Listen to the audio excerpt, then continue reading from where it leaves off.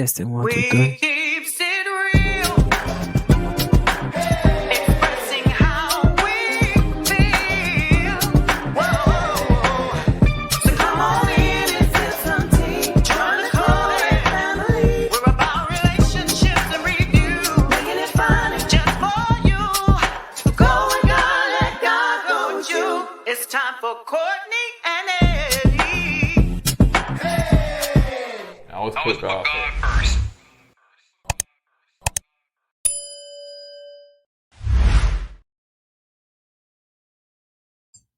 Hey, you guys, I am back to talk about unlocked family secrets. And when I tell y'all, this right here was an episode of it. This really and truly was something to be talked about. So I think this was the final episode for this season. So, yeah, it was a lot. It was a lot. They started us out in the beginning with some that wowed us, and this right here was just yucky. So if you're brand new to this channel and subscribe yet, go ahead and hit the subscribe button down below. And y'all, let's just go ahead and get into it. So it's called Grandparent Secret. The devil. Very dark. Very dark. So it starts out talking about Shane McCray that was he's talking about his childhood and how he grew up. And that's Shane right there. And to me, y'all, it just seems like Shane still dealing with it. A 50-year-old man still dealing with things in his childhood. His grandparents traumatized him. So I think he was saying something like he is from New York or he's in New York, something like that currently. He writes poems. He also he talks about, race and American history. He talks about that a lot. And so he was just talking about his childhood and how he grew up. Y'all, I'm not putting them funky grandparents in this video, not even clips of them. And I sure ain't putting that funky mama in this video, not even clips of her. So yeah, it's not like they had, a lot anyway, just old photos. So he was talking about how his grandparents pretty much took care of him, and raised him. He was um I think he said he had some childhood memories of, when he was a child of being around his dad, but he was told that his dad abandoned him. And yeah, it left him with a lot of hurt and a lot of abandonment issues, and also left him as an angry young man. So he talks about some things that he didn't know about his dad that was hidden from him. So now we get into his dad, his biological father, which is Stanley. And ironically, somewhere along the lines, they must have changed um, Shane McCray's name from Shane Baker to Shane McCray, or maybe he did it. So Stanley talks about, being a young man growing up in Salem, Oregon, and he was talking about there was a lot of racism. Now, Stanley was talking about, he was that dude. He was known as Sly or something like that, because Sly in the Family Stone, I think that's what it is. But anyway, a group back in the day. So he was just talking about how fly he was. He had the shoes, he had the car, he had all the girls. The girls. He just had that swag to him. And but he was also saying, he hung around a lot of friends and stuff like that. And in Salem, it was very racist. Back in the day, it was very racist. And, it wasn't a thing for somebody to holler out the window, seeing a black man or a black person, calling them the N-word. So it was very racist, and said if you was caught outside by the police 9 times out of 10, you was going to get arrested. So Shane talked about, how his parents met. And he was saying that he was told by his mom, that his parents met at Kmart. I think the mom said she was working the ice machine or something like that. And then this fly young man came in. His mom was white. Fly young man came in, and it was like, ooh, she was blown away. And they ended up, connecting, and it was like love at first sight. What that record digger? I'm still trying to get my voice back, so bear with me.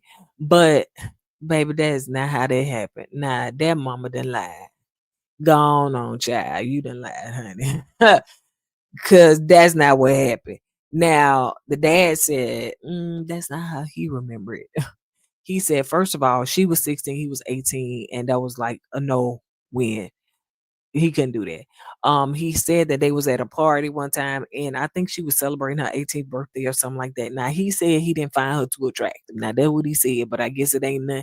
And the dudes don't got to find you attractive to sleep with you. But they ended up being at the party, and I guess child, what name Stanley left out a lot of stuff, child, honey. But anyway, so Stanley must have slept with her that night because the next day I guess they were still at this party or something like that. So she ended up getting pregnant. Now, Stanley was just saying that he was told, I guess he was told that her dads came and met, Stanley with it because they named Shane and Stanley, so it's kind of confused. But anyway, so met Shane with a shotgun. It's like, listen, don't fool my daughter. Don't come around here no more. And so I'm gonna, take your life for the most part. But that's not what Stanley said. Didn't say that that's what happened. You know what I'm saying? He was just like, dude came and looked at him and turned away or something like that or whatever. But anyway, so the niece, that's the mama, that's not in this photo. Not in my photos. But anyway, Denise seemed to be lying a lot. And I don't know if she had this fantasy. I don't know if she is something wrong with her. She got mental health issues, but she seemed like she could not take care of the child that she had. And even as she got older, she still couldn't take care of the child she had. So she may have had some mental issues. Mm, that may have taken place. Now I'm gonna go ahead and say this just in case I forget. Now let me stick with the story. Anyway. So now, once she found out she was pregnant, had the child and all that stuff, whatever, um, she asked Stanley, could she have her dad's last name? Could could her son Shane have her dad's last name, Barker, instead of McCray?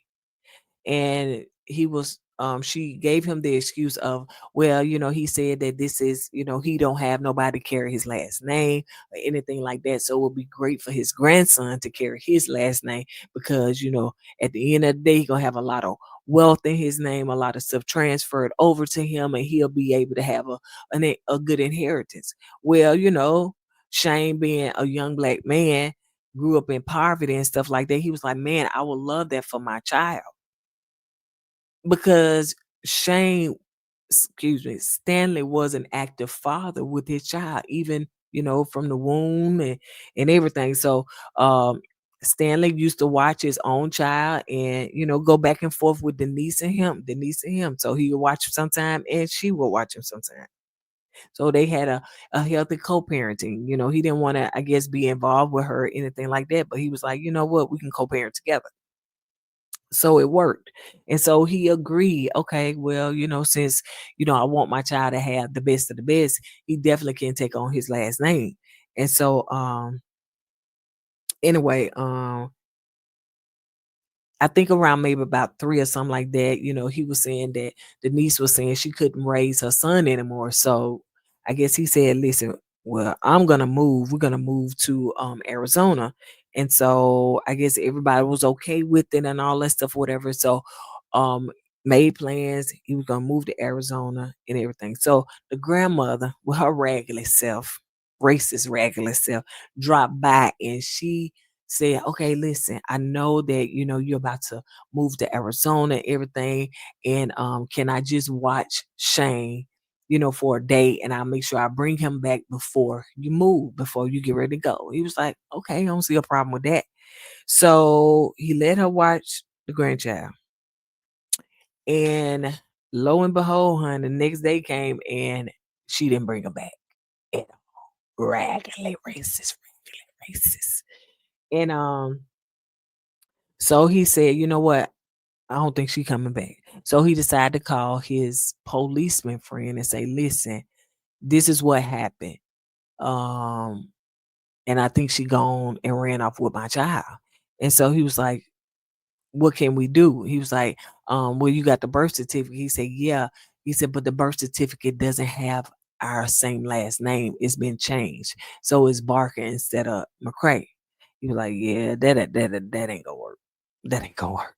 So the racist grandmama and the racist stepdaddy moved that child to Texas because when he went back and said, "Listen, let me go to the grandmama house and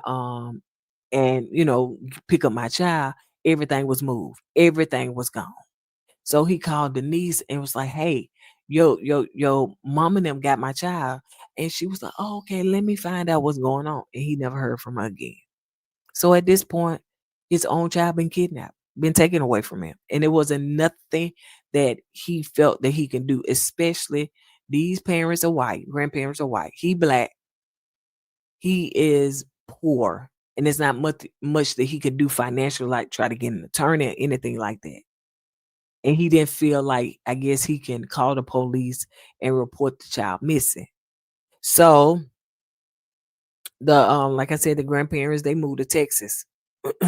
Now, as Shane grew older, he felt like, hey, I'm different. My grandparents' hair is like soft and silky. Mine is not like theirs. My skin tone is different. Mine is not like theirs. And so they told him that, he was easily tan. That's why his skin tone was darker. And so he was like, okay. But I guess in him, he just felt like something wasn't right. But he said it was a lot of physical abuse that took place with his grandfather. His grandfather physically abused him and was very abusive. At the age of 4, he threw him into a wall. Mm. And so he still had this reservation that something still wasn't right, with him and with his situation, even at a young age. His grandparents even talked about his father's side of the family, saying something about Christmas and how they stole Christmas toys from his gifts and stuff like that. So they was trying to raise him as white, number one. They also was trying to make him hate blacks, number two, and his black side of the family, number 3. Mhm. So by the age of 13, his stepdad still was slapping him around and stuff like that. Step grandfather was still slapping him around. And so he decided to stand up for himself. And he was like, "Look, I ain't finna take two more of these. Children by 13, honey, they about as tall as you nowadays." And so his grandmother was like, "Listen, I don't want you to get hurt. I don't want you to come up against this man. You can go stay with your mama." So he went to stay with his mom for a while, and I don't know if she ever had any kids or anything like that. That wasn't said. He said he enjoyed it. He liked it for a while and everything. And so he said he just started to inquire to his mom, like, what happened to my dad? What happened to that situation? And she told him, your grandparents kidnapped you, and they said if I told that they would take you and they would flee to Mexico. The nerve. The absolute nerve. So also the mama couldn't afford to take care of her own child. So he had to go and live with his abusive racist grandparents again. And I'm saying, Mama, what was you? Was you on assistance? Was you having mental health issues? It didn't say you had no more children. Like, why couldn't you take care of your own child? Like, what was it? You know what I'm saying? Was you not steady working? What was it? What was it? He was such a cute little boy. Y'all, in the picture that you see right here, it say he 50, but he look older than that. He looks so much older than that. In fact, he looks about the same age his dad. His dad had probably got to be about 70 something. But the fact is that this man is holding and bottling so much of hurt, abuse, and pain from his racist grandparents. And he still look like he tormented by that today. And it could be that he even have mental health issues. Seriously. And it probably come from his mama. So let's see, where am I? So once he found out that, what really and truly happened with the situation with his father, he stopped being angry at his dad. He stopped being mad because he always felt that his dad abandoned him. And so the racist grandmama decided to divorce her husband, which uh, for the longest in the show, I thought it was actually his mom's dad, but that was his mom's stepdad. So um, so she decided to divorce him and everything. So him and his racist grandmama moved back to Salem. So he decided, hey, we back. Let me see if I can try to hunt this man down because his mama gave no his grandmama, racist grandmama, because that's what she gonna be known as. Low down, dark side, racist grandmother. So the racist grandmother, she did tell what's her name? Shane, the dad's last name. She said she couldn't really remember the first name. That's a lie. You probably knew that. You knew that man first name. But anyway, child, ain't been that long. So she gave him the last name. He looked in the white pages back there, back in the day when we had white pages, and he ended up finding an S McCray. Found it, called it, and it was Stanley's wife. Yeah. Stanley like white women. So cause she white. So it was Stanley's wife. It's so funny. Back in the day, he slept with a white woman. And by it being so racist back then. You know what I'm saying? But anyway, so he ended up Candy answered the phone. That was her name. And that was his current wife. And he asked to speak to, Stanley. And she was like, "Oh my gosh." She just knew in the pit of her gut that this was his son. And when he told her his name, she was like, "Oh my gosh, I gotta find a way to keep him on the phone because I don't want him to hang up." And now Stanley gonna miss, talking to his son. So anyway, she ended up calling her husband saying, "Hey, listen, he on the phone, whatever she did, got him there. He came to the house, and his dad said, I immediately wanted to embrace him, but I felt he was standoffish and a little reserved. So I didn't, you know, approach that because he said when he was a kid, he was 1 and 2 years old. He was so full of life. He was bouncing back and forth. He would play with him. They would play, peekaboo. When he was asleep, he would open up his eyes and stuff like that. So he was so full of life. But because of his racist grandparents and his mm, what I'm gonna call his mama, mentally unstable mother.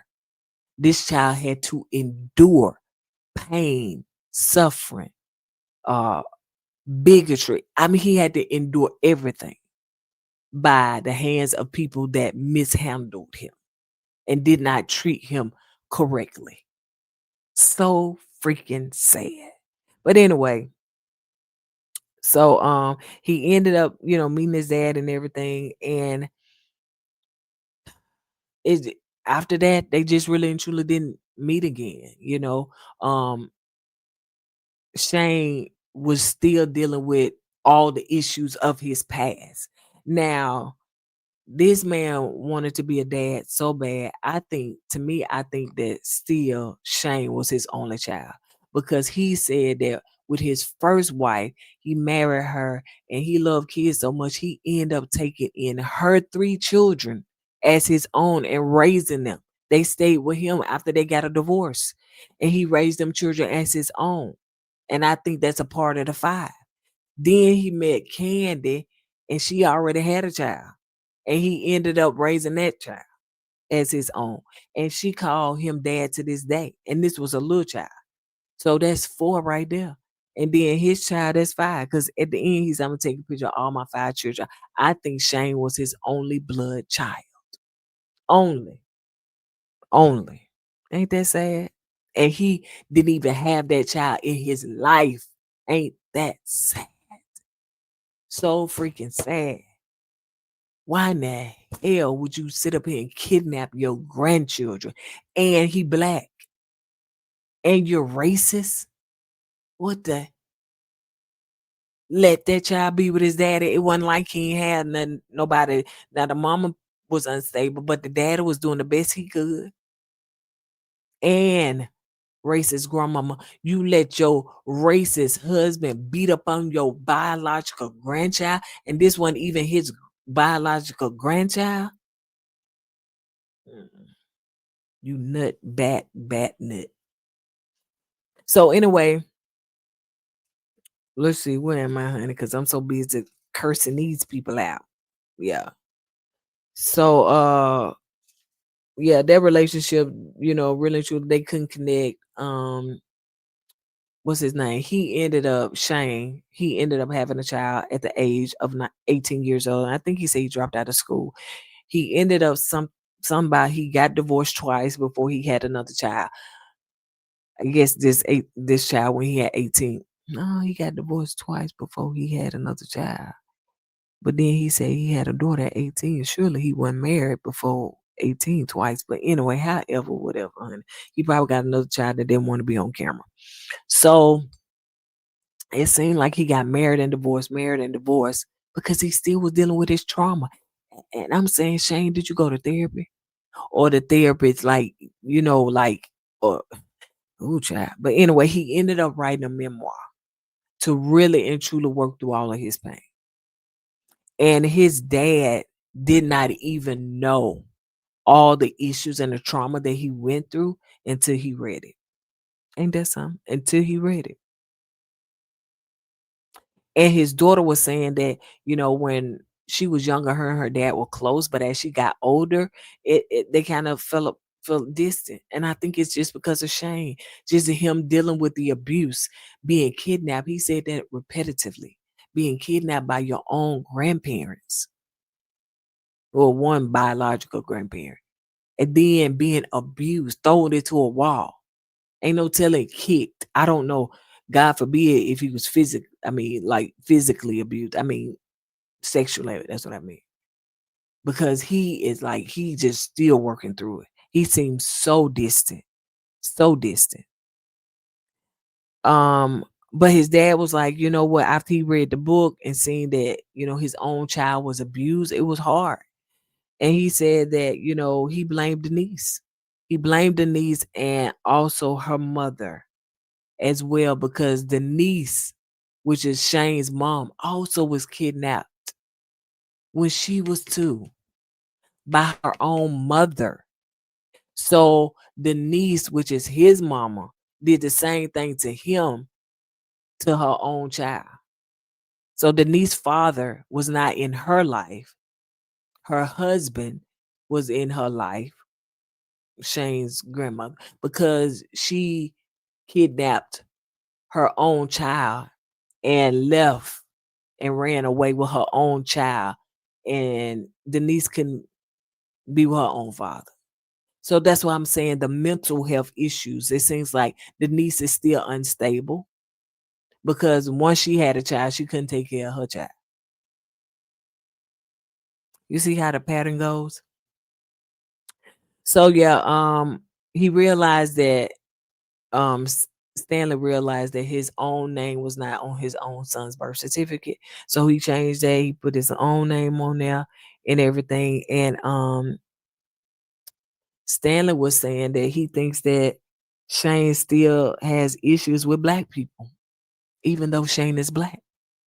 I don't know if that's true or not, but he feel like that because he was raised to be such a racist and hate black people, that he probably still has a problem with probably being black and dealing with black people, blackness. I know he said he was writing books and poems about, being black and blackness and all that stuff, whatever. But yeah. So it seems as though, now they have rekindled their relationship out of, this man said he 50 years old. Out of so many years, they've rekindled their relationship and they're building toward it. And it seems like, they talking more and everything. And one of his siblings, half siblings, said that she feels that Shane just wants to be loved and wants to have that family. and with all his siblings and his father and stepmom and all that stuff, he can have that, but he would just have to be open enough to receive it.